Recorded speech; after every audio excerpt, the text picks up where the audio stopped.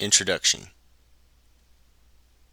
In the letter in which the author of this remarkable volume invited me to write an introduction to it, he himself included a paragraph which might serve as a short preamble. He said, "This work is based on many years of clinical and pedagogical experience. I am sure that I commit here numerous errors and imprecisions, but at the same time I believe this book points to and brings out the general human tendencies involved in the difficult road to creativity, to perfection, and to mental and moral health. This process of human development is, I believe, concomitant with the progressive adjustment of the individual to what ought to be, and to positive maladjustment in regard to the inferior primitive levels of development and to all that is wrong and incorrect in the psychic inner environment and in relation to the external environment."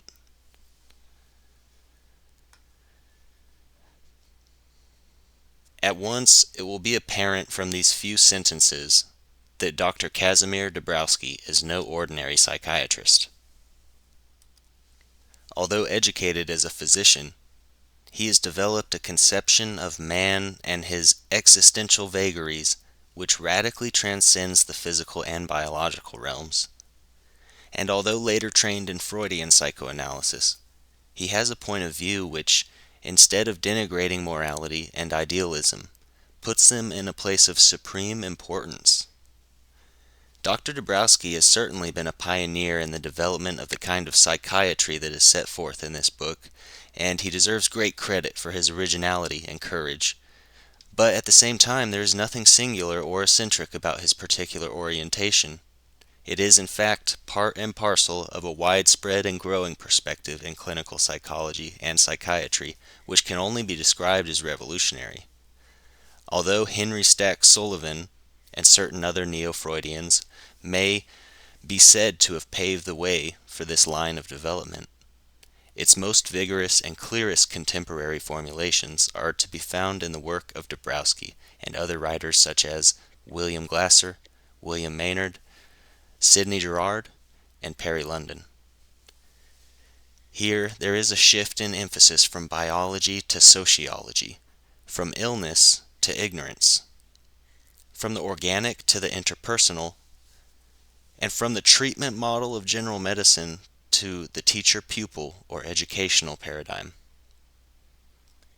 It will therefore be my purpose in this introduction to try to brief the reader for a quicker understanding and deeper appreciation of this book and the general point of view which it represents than might otherwise be possible, if he came to it without prior knowledge or preparation. Not only is Dąbrowski's conception of psychopathology highly unconventional, and thus not likely to be immediately grasped in its true light, but it is also couched in a somewhat technical language which the author over the years has evolved for his own purposes. It takes a little while for the uninitiated to learn to make the necessary translations into more familiar terms and thought forms. Also, although Dr. Dąbrowski's command of formal English is excellent, his expressions are not always idiomatic, and sometimes they fail to convey his precise meaning if taken out of context. By the time most readers complete this book, they will become familiar with and indeed fond of the author's style, but it is hoped that some advanced familiarity with his special terms and basic concepts will make the perusal of this book both more enjoyable and more informative from the outset. Section 1. Dr. Dąbrowski's name and work first came to my attention in the form of a monograph entitled Psychological Basis of Self-Mutilation, which was published in 1937. But it was to be exactly a quarter of a century until I met the man himself. This came about in the following way. Early in 1962, I received a letter from Dr. Dąbrowski indicating that he contemplated a trip to this country and would plan to visit the University of Illinois. From a knowledge of my own writings, he said he thought we perhaps shared some very similar views concerning the nature and correction of psychopathology, which he would like to discuss. He indicated a further desire to pay his respects while here to the widow of his late fellow countryman and friend, Florian Zanicki, author, with W.I. Thomas, of the sociological classic, The Polish Peasant in Europe and America. The letterhead indicated that the writer was a professor at the Polish Academy of Science and director of the Institute of Child Psychiatry and Mental Hygiene in Warsaw. During our several conversations at the time of his 1962 visit, Dr. Dąbrowski piqued my curiosity with respect to what he was then calling self-education. By now, I too was convinced that in the condition ambiguously called neurosis, the afflicted individual has more responsibility both for having gotten into such a state and for getting out of it than we commonly suppose. So the concept of self-education, or autotherapy, was very congenial to me. But I had not at this point read any of Dr. Dąbrowski's recent writings, and my ability to grasp the full import of what he was saying was somewhat limited. Therefore, I was delighted in 1964 to see the appearance in English of a book by him entitled Positive Disintegration, with a special introduction by Dr. Jason Aronson of Boston, and under the imprint of Little, Brown and Company. I read this book with great interest and subsequently reviewed it for Contemporary Psychology. Then, a few months later, another letter arrived indicating that Dr. Dąbrowski was now in Canada on a research fellowship at a hospital in Montreal. Immediately, I arranged for him to come again to Urbana, and this time to deliver a number of lectures. During this visit, I venture to say that our acquaintance began to ripen into friendship. But I was nevertheless surprised, and certainly much honored, to receive recently a typescript copy of this book, and the author's request for some sort of introduction. Because it is my conviction that Dąbrowski's general approach, although highly unorthodox by conventional standards, is basically sound, and because I would like to see it widely understood and accepted in this country, I am happy to have this opportunity to write a commentary. I may say that Dr. Dąbrowski is presently associated with the Department of Psychology at the University of Alberta in Edmonton, Alberta, Canada. Section 2. Because it is my belief that this book is best read against a background of some knowledge of the earlier volume entitled Positive Disintegration, to which I have already alluded, I am taking the liberty of reproducing here my review thereof. It will afford the reader of the present volume an introduction in some depth to the author's central thesis, and to some of the many powerful ideas and subtleties.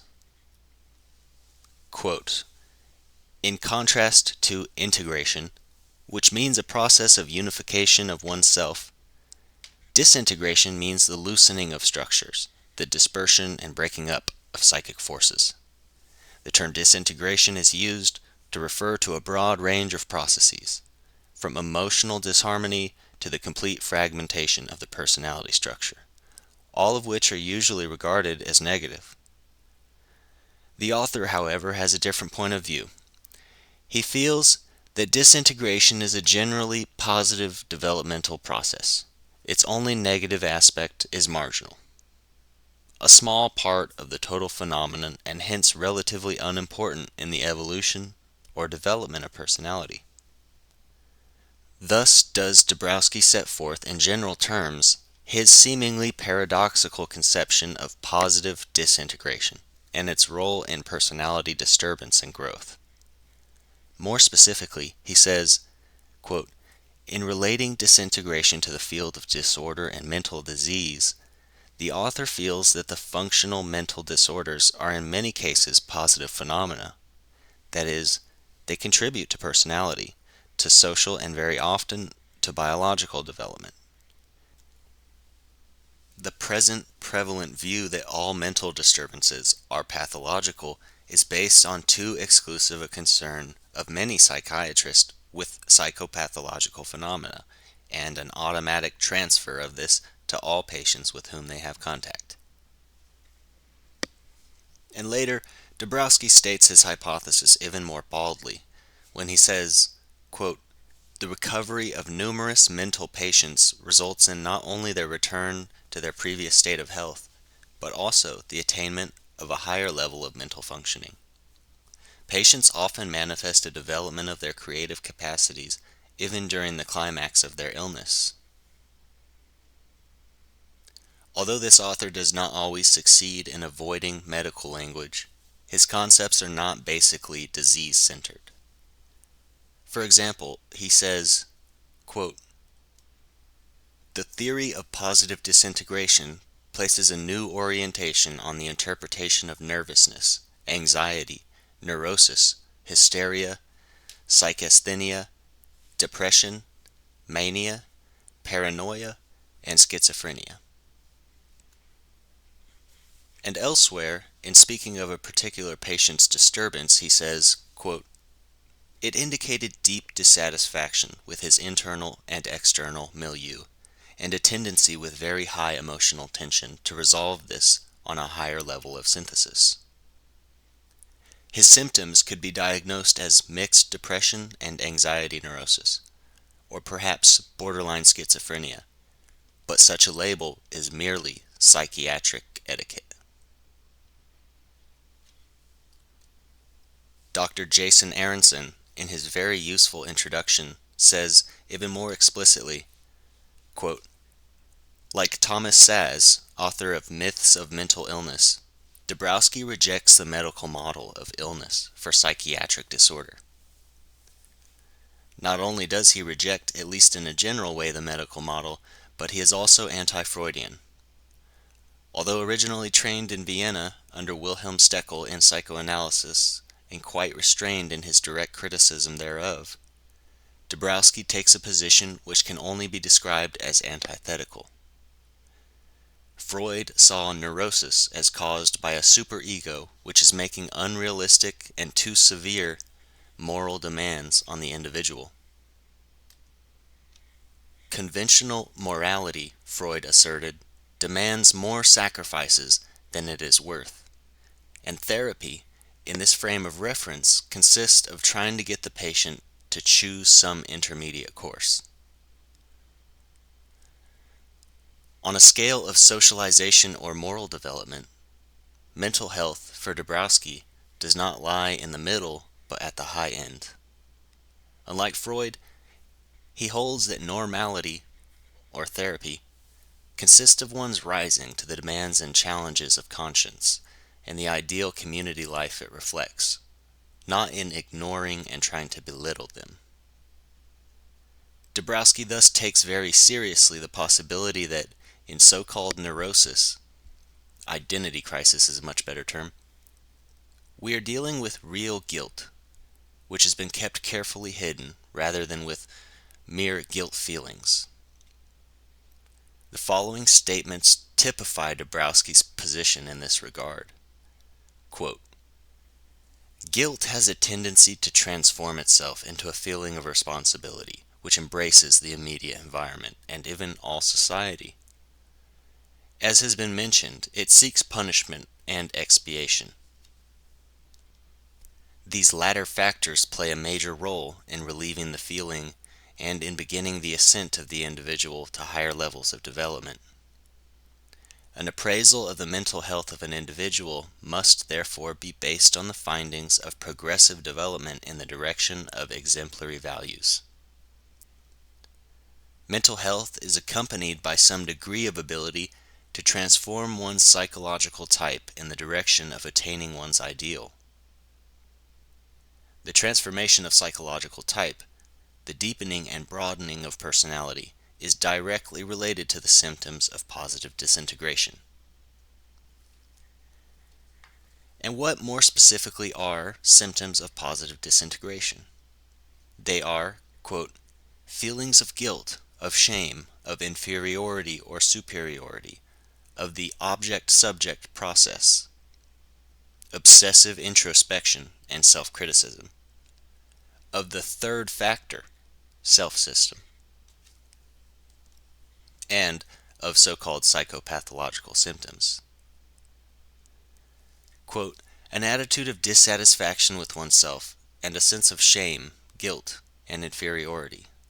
Sadness, depression, discontent with oneself, shame, guilt, and inferiority are essential for development, as are also the experience of joy and creativity. And when do these feelings, symptoms, signs of positive disintegration arise? At this point, Dąbrowski's analysis begins to show some of the vagueness and ambiguity which Aronson mentions in his introduction. At several points, the author alludes to puberty, menopause, and periods of external stress as the common instigators of positive disintegration. Here, individual responsibility is not necessarily indicated, but at other places in his book, Dąbrowski takes the position that psychological stress arises from dissatisfaction with regard to one's own conduct, awareness of infidelity toward the personality ideal, an acknowledgement of having acted incorrectly, and dishonesty. Thus, it is not unfair to say that for Dąbrowski, symptoms of positive disintegration arise when one violates his own highest standards, conscious, and those of the reference group, or groups, to which he belongs. And the capacity to be thus disturbed, although undeniably the source of much suffering, is also the hallmark of our humanity, and the wellspring of moral and social progression. The sociopath, as Dąbrowski repeatedly observes, is deficient in this capacity, and is accordingly less healthy, less normal, than are persons who are able to react to their own shortcomings, sins, with active discontent and self-administered correction. Here, incidentally, is a good place to say a word concerning the author's emphasis on what he calls self-education, or autotherapy. Whereas Freud saw conscience and guilt feelings as largely negative and something to be opposed, Dąbrowski regards them as an indispensable factor in development, the basis of the creative tension that moves us toward a stronger process of self-education, which will admit no retreat from the road ascending to a personal and group ideal. The growing realization of a personality ideal is the secondary phase of self-education and is unique to the formed personality. But not all personal dissatisfaction, guilt, or disintegration is positive, self-educative. Dąbrowski admits that it is sometimes negative, genuinely pathological, and conducive to personality involution, chronic psychosis or suicide, rather than growth. How can one diagnose the difference? Dąbrowski takes a scientifically and practically not very satisfactory position that such a differentiation is actually not possible. One can only infer retrospectively that a given instance of disintegration was positive or negative.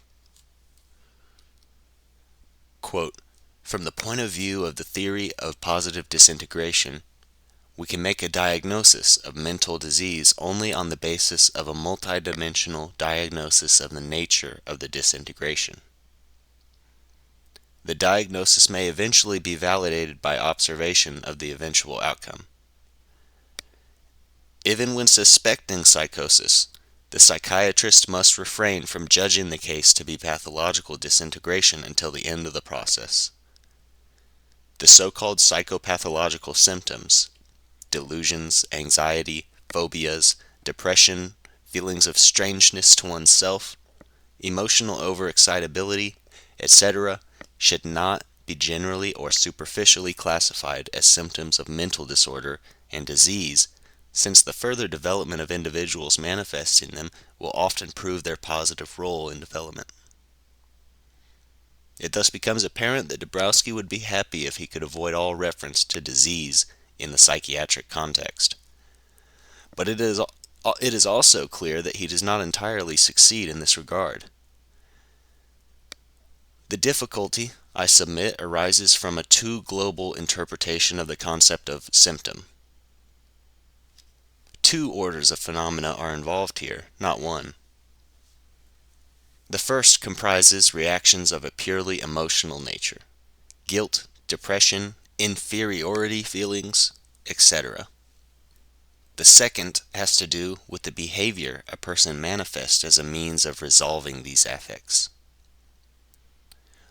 The voluntary, deliberate, choice-mediated responses one makes in an effort to deliver himself from his emotional discomfort, disturbance of dis-ease. If a person has a conscience, is well socialized, and behaves badly, he has no choice but to feel bad, guilty, sick. His reactions at this level of analysis are automatic, reflexive, involuntary, conditioned, and are neither positive nor negative, but equipotential. However, one does have a choice as to how one then responds to such emotional states, whether with symptomatic behavior designed to make oneself merely more comfortable, or with what Dąbrowski calls autotherapeutic, self-educative actions, confession and restitution, which will be temporarily painful, but ultimately and profoundly stabilizing and growth-producing. Here, and only here, can we confidently and meaningfully make a distinction between positive and negative trends, decisions, strategies. Thus, there is no necessity to wait until the end of the process to determine what is positive disintegration or crisis and what is negative. It is entirely a matter of how the individual handles his autonomic guilt reactions. And in neither case does it contribute anything to our understanding or practical control of the situation to postulate the presence of a disease or pathological process, any more than it does in any of the thousands of other human situations where there is the possibility of making both good and bad choices.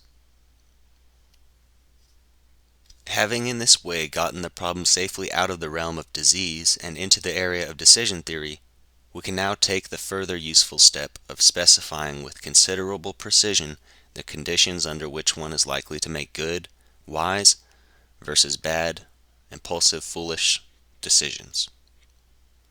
Evidence from many sources indicates that individuals who live openly, under the judgment and with the counsel of their fellows, make, on the average, far better and better disciplined decisions than do persons who operate secretly, evasively, dishonestly.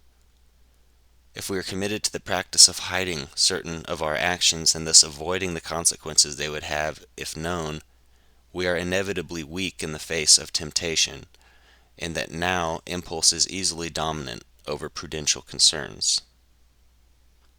Willpower, it seems, is much more a matter of being in community than of having a special faculty or strength within oneself.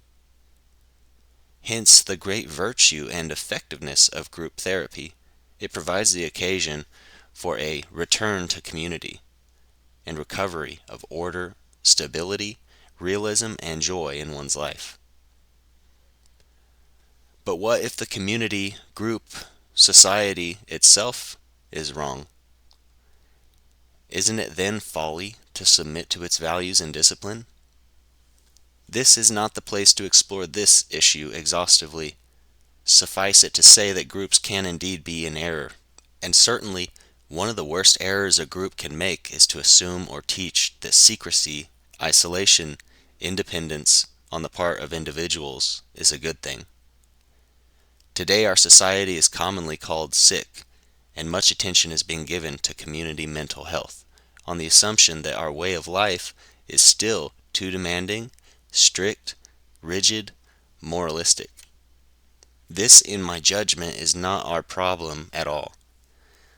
Is it not rather that as a people we have accepted as necessity, if not an absolute good, the habit of compromise, deceit, and double-dealing? We shall, I think, vainly continue to seek psychological integration, or so-called mental health, until we recognize, once again, the central importance of personal integrity. Dąbrowski's book, Positive Disintegration, usefully directs our attention away from the stultifying notion of disease and emotional disorder toward a way of thinking which, if not yet fully explicit and precise, is at least pointing in a new direction, which we need to explore with all seriousness and dispatch. Section 3. Having considered this synopsis and critique of Dr. Dąbrowski's conception of so-called psychopathology as developed in his earlier book, we are now in a position to examine in proper context the salient features of the present volume. For ease and compactness of exposition, I propose to list and briefly comment on these somewhat didactically as follow. 1. Basic issues. The reader, as he gets into the body of this work, should not be surprised if he encounters concepts which are not entirely free of ambiguity and superficial inconsistencies. The author would, I think, be the first to agree that his thought in these matters has not entirely crystallized, and is still evolving. However, what is important is that he is here asking the right questions and struggling with absolutely central issues, in an honest and creative way. Psychological stresses and disorder are recognized the world over as one of mankind's great unsolved problems. And it is also increasingly evident that the more conventional theories and methods of treatment and prevention leave much to be desired. Therefore, originality and innovation should be applauded and actively encouraged, despite manifest imperfections and minor issues not yet fully resolved. As far as the general thrust and thesis of his argument is concerned, Dąbrowski writes with courage and conviction, tempered only by personal modesty and scientific caution and restraint.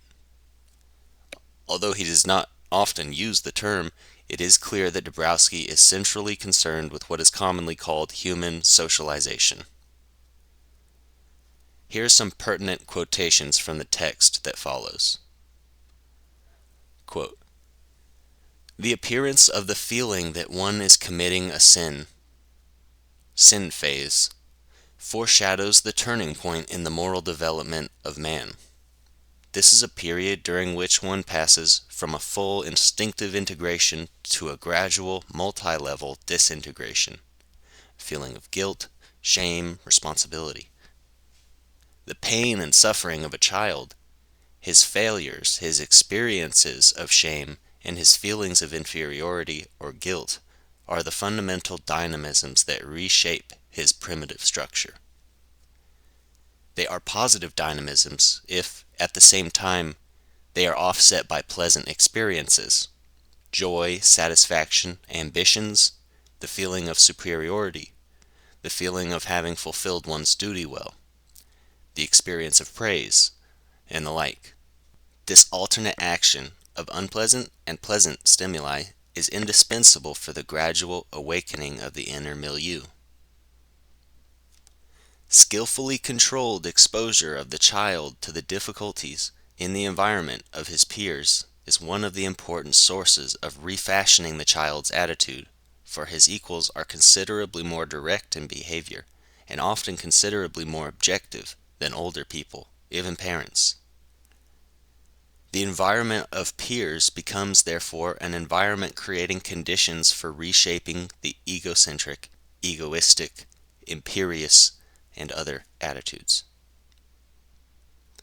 The building of social and friendly relations in harmony with a moral responsibility for oneself and the environment, based on the one hand, on the development of social feeling, and on the other, on the injunctions of the developing inner milieu, is essential in the method of positive disintegration and secondary integration." Unquote. And later, the author epitomizes the forces making for human development as a great creative tension. One will at once sense here more of Alfred Adler than of Sigmund Freud. The latter took the position that psychopathology arises from over-socialization, from an educational and moral excess, from a superego or conscience which has been too highly developed, and which, by virtue of its too great rigidity and strictness, obstructs the stream of life. That is, destructively and pathogenically blocks natural gratification of the instincts. And treatment in this context requires that the therapist align himself with the patient against conscience on the inside, and the supporting moral and social environment on the outside.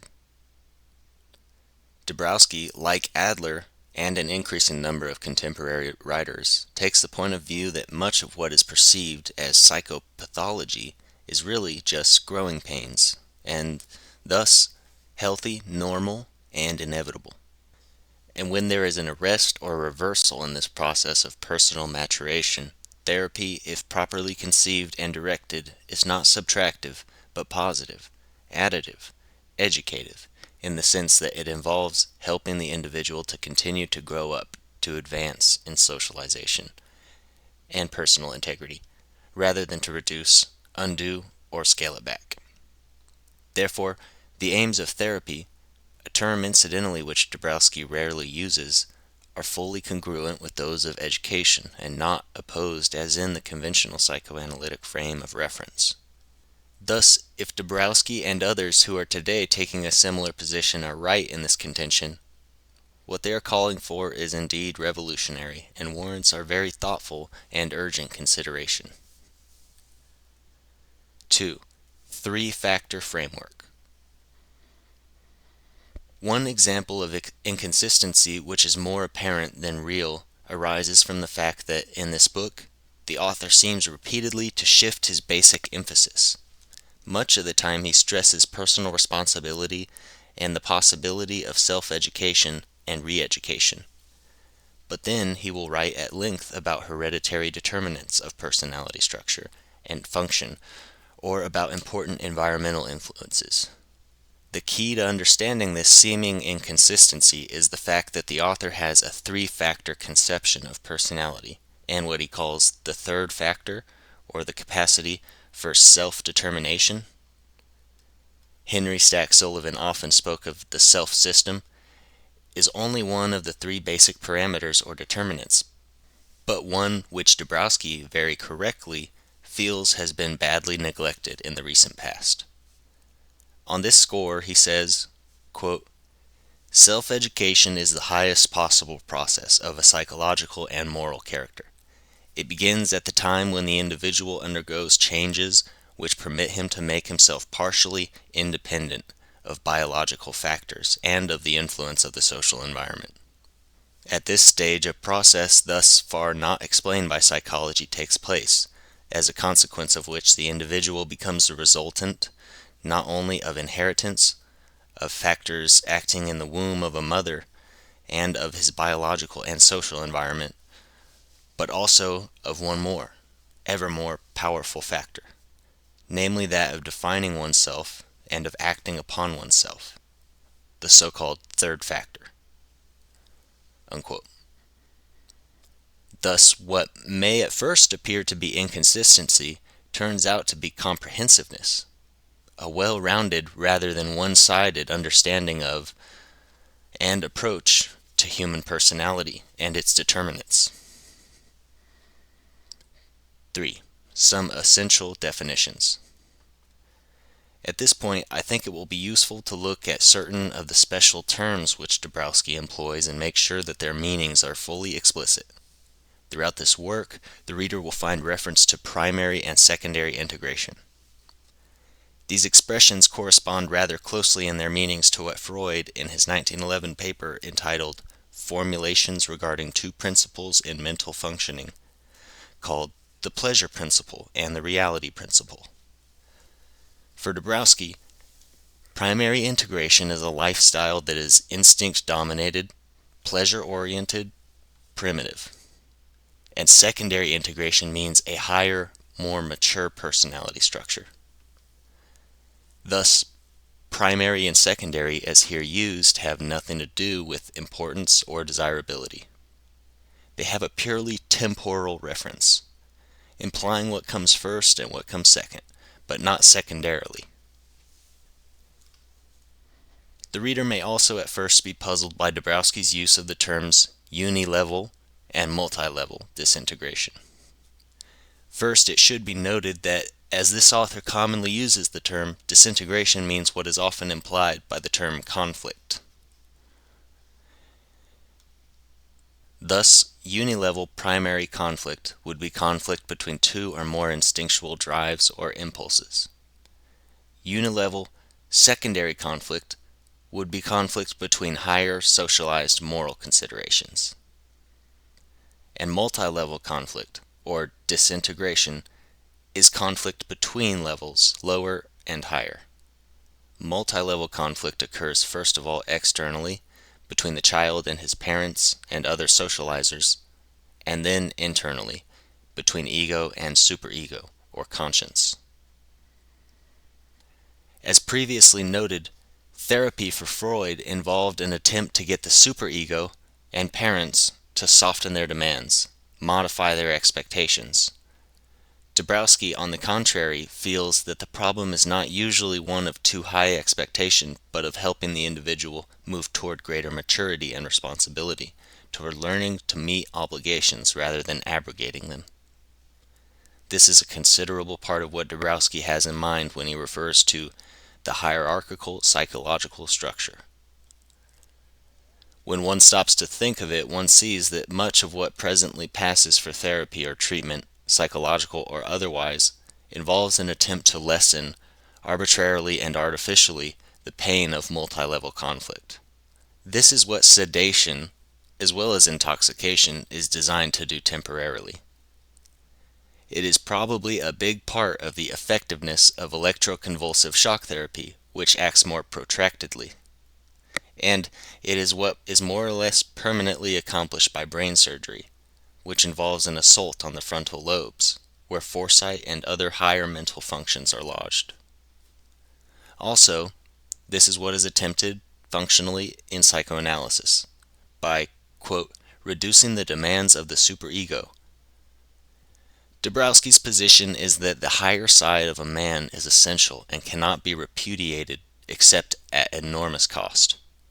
And for him, therapy consists of helping another individual fulfill his highest destiny, not escape from or compromise with it. As one moves through the present volume, it will be apparent that the author makes more use of the term instinct than do most American writers. This tendency may arise in part from the fact that Dr. Dąbrowski is not as conversant with contemporary learning theory as he might be, and he also seems relatively unfamiliar with sociological and anthropological work on culture and culture transmission procedures, education, socialization, and the like. Thus, when he uses the term instinct, it is often merely an elliptical expression for phenomena or processes which can be more fully and satisfactorily interpreted in terms of learning and culture theory. But the tendency to revert to this term does not seriously detract from the overall value of this treatise, nor does it greatly lessen the cogency of the author's main argument. 4. Positive and negative disintegration. We come now to what I regard as the most serious, but by no means fatal, weakness in Dąbrowski's entire approach: his distinction between positive and negative disintegration, or conflict. As indicated in my review of the earlier volume, Positive Disintegration, it seems to me that conflict, as such, is neither positive nor negative, and that it only confuses matters to so regard it. Conflict, or disintegration in Dąbrowski's sense, is itself neutral, or as I suggested earlier, equipotential.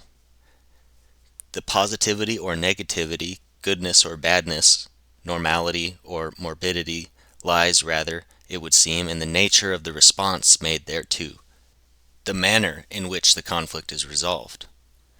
Surely the essence of a neurotic or morbid solution to a conflict of the multi-level kind consists of one's trying to ease the pain of the conflict directly, instead of letting the pain motivate one to grow and develop as the situation demands. It now appears that much would-be professional therapy is mistakenly involved essentially the same strategy of trying to relieve the individual's suffering in some artificial rather than natural way. that is, of trying to help the individual become comfortable without making the necessary effort which the situation logically requires. Compare the emphasis in a self-help group known as Recovery Inc. on what its members call the will to effort rather than the will to comfort. That is, they do not try to feel better, but to act better. Dr. Dąbrowski acknowledges the difficulty which arises when one tries to distinguish between positive and negative conflict. He says, quote, "The distinction between positive and negative disintegration seems to be most difficult to draw. We say that we are speaking of a positive disintegration when it transforms itself gradually, or in some cases violently, into a secondary integration, or when, without passing into a clear and permanent, morbid, secondary, or involutional disintegration, it remains a disintegration which enriches one's life, expands one's horizons, and produces sources of creativity. We call a disintegration negative when it does not produce effects which are positive in relation to development, or when it yields negative effects. In the first case, a man returns to a primary integration, with negative tendencies of compensatory experiences, connected with a short-lived disintegration." And elsewhere, the author speaks of a truly morbid structure and involutional mental disease. Unquote. And elsewhere, the author speaks of a truly morbid structure and involutional mental disease. We encounter permanent disorganizations, he says, principally in severe chronic mental diseases and in acute chronic somatic diseases. Thus far, the argument seems to be largely circular and therefore lacking in cogency. With respect to the more specific question of whether disintegration will be positive or negative, the author says, quote, "Whether a man disintegrates positively or negatively is indicated by the more or less obvious presence of a factor which organizes such a state of slackening or of dissension, organizing it in the sense of ordering, evaluating, and purposeful utilization in building the structure of a higher level." Unquote. This kind of theorizing is made unnecessary if one adopts the simpler hypothesis that conflict, as such, is neither positive nor negative, but that the reactions thereto necessarily are. If this position is adopted, then one can ask the highly relevant and practical question, what can one do to increase the likelihood of positive rather than negative conflict resolution? At one point, citing Janet, Dąbrowski says that intelligence is a factor here. But I would suggest that the transcendently important consideration is whether an individual chooses to live secretly or in community. If a person resolves to keep his behavior hidden, he is weak in the face of temptation, since he does not now have to deal with the moral and interpersonal consequences of his irresponsible, self-indulgent behavior. Therefore, he is likely to solve a conflict in a short-sighted, primitive, ultimately self-defeating way. Whereas, if he subjects himself to the discipline of openness, he will have the benefit of the negative sanctions which others provide for wrong action, and will thus be more likely to behave integratively. Although this is not a position which Dąbrowski explicitly espouses, it is, I believe, congruent with his basic assumptions, and would, if adopted, go a long way toward eliminating the problems which arise when the terms positive and negative are used to qualify conflicts as such. 5. A special conception of personality. What may at first escape the reader, and is quite important for full comprehension of this volume, is that the author is using the term personality in an extraordinary way. Usually, we assume that everyone has or is a personality, but Dąbrowski rejects this view. To everyone he attributes what he calls individuality, but personality, or full personhood, is a state of higher evolvement of which many of us fall far short, and none of us attain completely. The following quotations, taken together, give the essence of the author's position in this regard. Quote, Such qualities and experiences, connected with the feelings and senses mentioned above, are signs that personality is developing. For this development is not possible without experiencing a feeling of veneration for the hierarchy of higher values, and without the feelings of inferiority, sin, guilt, and shame. These feelings are a sign of the first step toward diminishing the evil, toward overcoming it. On the other hand, humility permits us to appraise the level at which we are, the distance which we still have to go, and the resisting forces which we will have to conquer. Quote, "The developing person must leave his present level, lift himself to a new, higher one, and, on the other hand, must, as we have said before, retain his unity, retain the continuity of his psychophysical life, his self-awareness, and identity. The development of personality, therefore, takes place in most cases through disintegration of man's present initial, primarily integrated structure, and through a period of disintegration reaches a secondary integration." Unquote. The process of personality building, therefore, is characterized by a wandering upward toward an ideal of the disposing and directing centers and the gradual acquiring of a structure within which, besides individual qualities, general human traits appear. That is, the high level of intellectual development, the attitude of a Samaritan, and the moral and social and aesthetic attitudes. The new total organization is achieved painfully. This drama often gives way to a state of peace and internal harmony. In this frame of reference, the normal person is one who has achieved personality, that is, maturity, responsibility, integrity, and the so-called neurotic, far from being one in whom these attributes are overdeveloped, is an individual who has not yet achieved them, but who has the capacity, the potential to do so. Sociopaths are, by contrast, less fortunate. Of them, Dąbrowski says, quote, "Such people are incapable of internal conflicts, but often enter into conflicts with the environment. A psychopathic individual usually does not know the feeling of internal inferiority, does not experience internal, multi-level conflicts. He is unequivocally integrated at the primary level. They are not able to assume an attitude regarding time from a distance, nor are they able to make themselves mentally independent of it. They are constrained by the present moment, by the reality of flowing experiences, by their own type, and by the influences of the environment." Unquote. Although the sociopath does not hurt in the way a neurotic or psychotic person does, by the same token he lacks or is at least seriously deficient in the capacity for full normality, real personality. Thus he is the sickest, the most forsaken of men.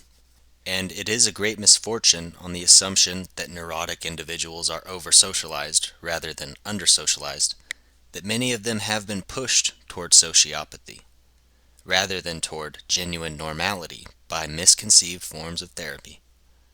As a result of this mistaken conception of neurosis and its treatment, there is in our culture today a pervasive sociopathic drift and loss of moral fiber. It now appears that much therapy has been directionally mistaken by exactly 180 degrees. And Dr. Dąbrowski is patiently and persistently calling our attention to this tragic error and trying to right it. 6. Self-education and the concept of help. The reader may be perplexed by the fact that Dąbrowski emphasizes self-education and autotherapy, but also believes that there is a place for help from others. The more traditional medical model has but a preponderant emphasis upon treatment, which must be obtained from others, and a correspondingly smaller, sometimes almost negligible emphasis on what the neurotic individual can do for himself. One of the truly exciting things about this book is that the author repeatedly asserts his belief that self-help is an ever-present possibility for disturbed persons, and that it occurs in a highly effective and crucial way in far more individuals than we ordinarily realize. But Dr. Dąbrowski also thinks that others may usefully enter into the therapeutic or growth process as advisors. The selection of this term is not, I believe, an inadvertence to the author's part. He definitely wishes to de-emphasize the notion of disease which has to be treated by a physician. And what he stresses instead is the educational model, in which there is not only a place but a necessity for both a pupil and a teacher. There are many indications that the medical conception of illness and treatment is in the process of being replaced, in this total area, by the notion of ignorance, not only in the sense of one's not knowing, but of ignoring certain important considerations.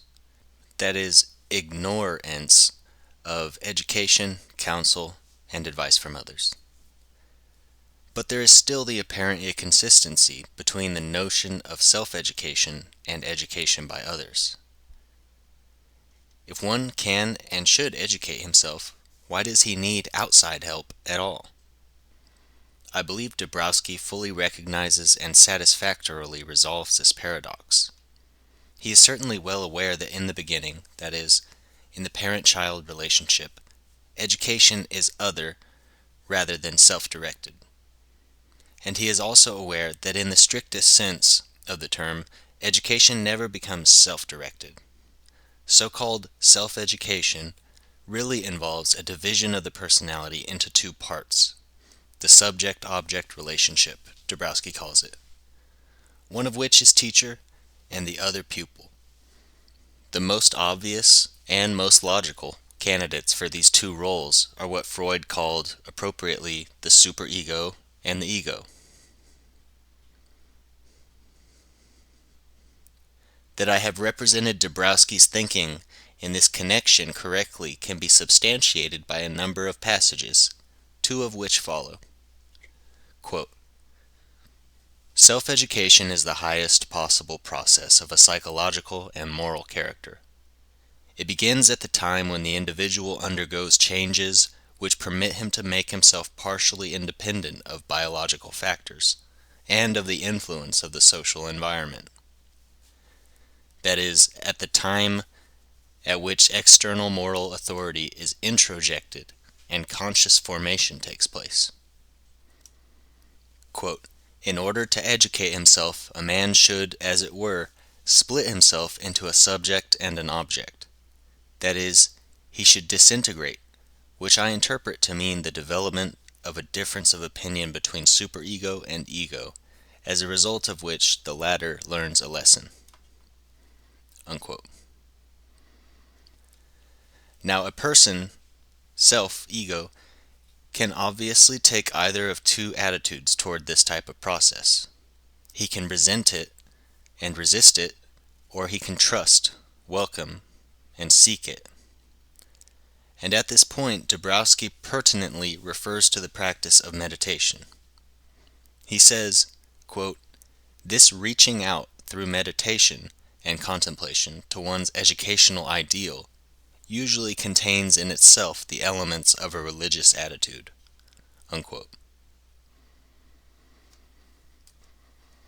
And then the author goes on to speak of the New Testament emphasis upon the ideal of losing yourself to find yourself.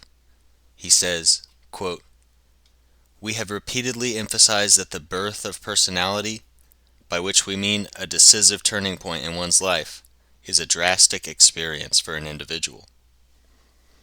He senses the advent of something other in himself. He feels that the hierarchy of values thus far accepted by him undergoes changes, and that he is becoming much more sensitive to certain values, and less to others." Quote, "Self-education presupposes experiencing of the dualistic attitude by an individual, the attitude of incessant divisions of oneself into subject and object, into that which lifts and educates, and into that which is lifted and educated. This is the already mentioned subject-object in oneself process." Unquote. To be very literal, as we have already seen, self-education is an impossibility. But each of us has to make a choice. The choice to be open or closed to the importunings of conscious and the external community, or what Sullivan called the significant others, which it represents.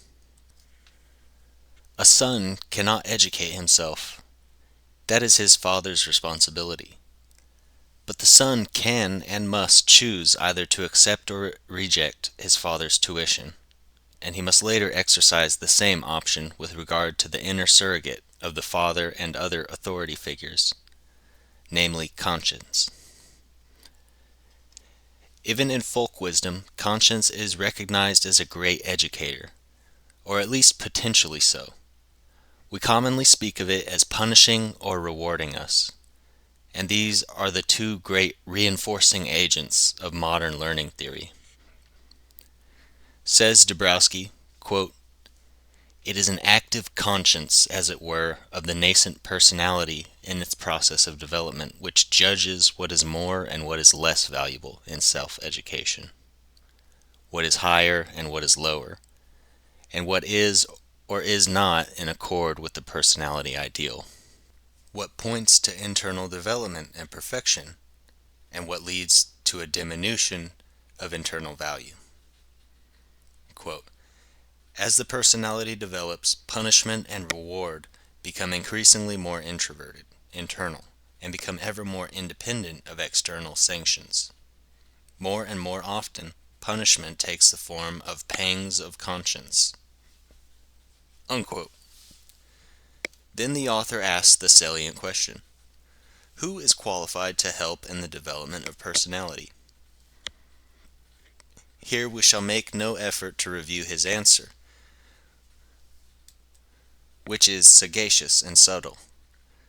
But it is pertinent to note that the literature of another lay self-help group, Recovery, of Australia, not to be confused with Recovery Inc., which is an American institution, also puts stress upon the use of an advisor, as does Alcoholics Anonymous in its sponsorship system. Although these are the purest forms of self-help groups, they see no inconsistency between this philosophy and the use of teachers. For if a teacher is to teach, he must have a pupil, and the pupil must do the pupil's work. He must be open, and he must study, meditate, listen both to the voice within and the voices without. How different all this is from the distrust of conscience and of education generally which characterized classical Freudian psychoanalysis. 7. Two neglected processes: confession and modeling. In a book which takes the moral dimension of life as seriously as this one does, it is remarkable that so little attention is given to the confession as an essential measure in dealing with certain forms of guilt. At one point the author says, quote, "With the feeling of guilt there usually arises simultaneously the need for self-accusation, penalty, and expiation. Guilt calls for penalty and expiation." Unquote. But reference to the factor of confession specifically is curiously absent. Much later, the author alludes to a 6-year-old girl who, when she had engaged in some misdemeanor, usually took many hours to confess. However, this is the only place I can recall seeing the word, although in one other place there is reference to an individual who took part in the process of disclosure.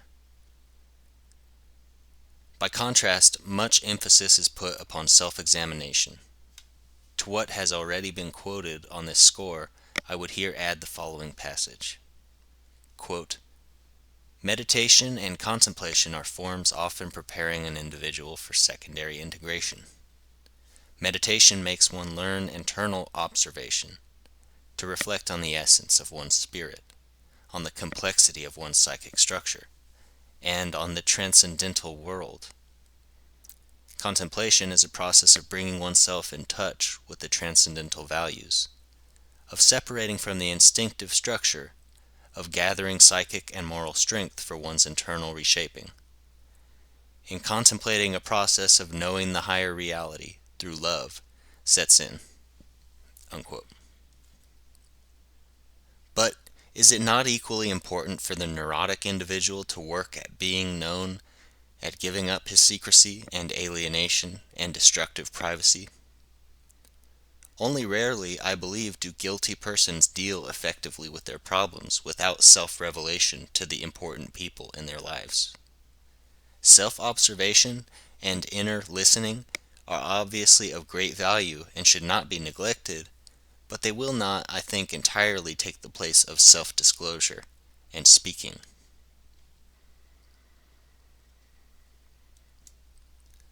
There are many places in this book where the author makes statements such as the following, quote, "The feeling of guilt, as we have already pointed out, is an indispensable developmental element for every moral individual, and is strongly manifested in persons capable of accelerated development. It forms an indispensable creative tension, which lies at the root of true self-educational work." Unquote. But isn't the guilt-ridden individual usually also a person who has been in hiding? And what more appropriate action in response to his guilt than to bring himself back into community, into honest and authentic relationship with the persons he has cheated or wronged? And this leads us to a related consideration. If a therapist or advisor feels that confession and social reintegration are importantly related processes, the question arises as to how he can most effectively induce estranged, secretive, neurotic persons to become more honest, first of all in the therapeutic relationship, and then more pervasively so. Mere explanation of the guilt theory of neurosis is sufficient to permit some persons to begin to unburden themselves. But in most instances, things go much faster if the therapist, sponsor, advisor will himself exemplify the behavior which he wishes the other person to develop, namely, deep candor and truthfulness about himself. Toward the end of the present volume, the author draws extensively upon the autobiographical accounts of 5 famous or near-famous persons who have experienced positive disintegration and written in some detail about it. Should this be the procedure which all psychiatrists and psychologists follow, to report or analyze the case histories of other persons, but to say nothing intimate or revealing about themselves? In light of recent experimental work by Albert Bandura and others on the great aid to learning which is provided by modeling on the part of the teacher, it seems that we professionals in the field of personality alteration may need to take a second look at our own roles. And it is perhaps not without significance, also, that in such successful lay self-help groups as Alcoholics Anonymous, modeling is of the essence. Typically, an AA speaker qualifies himself by giving his first name and admitting that he is an alcoholic. Perhaps the best way to help another admit who he genuinely is for the would-be helper to go first in the process. Modeling and an increased emphasis on confession would, I think, be entirely consistent with the general point of view taken in this volume, and would, I venture to say, be a very natural extension of methods already used and recommended by the author.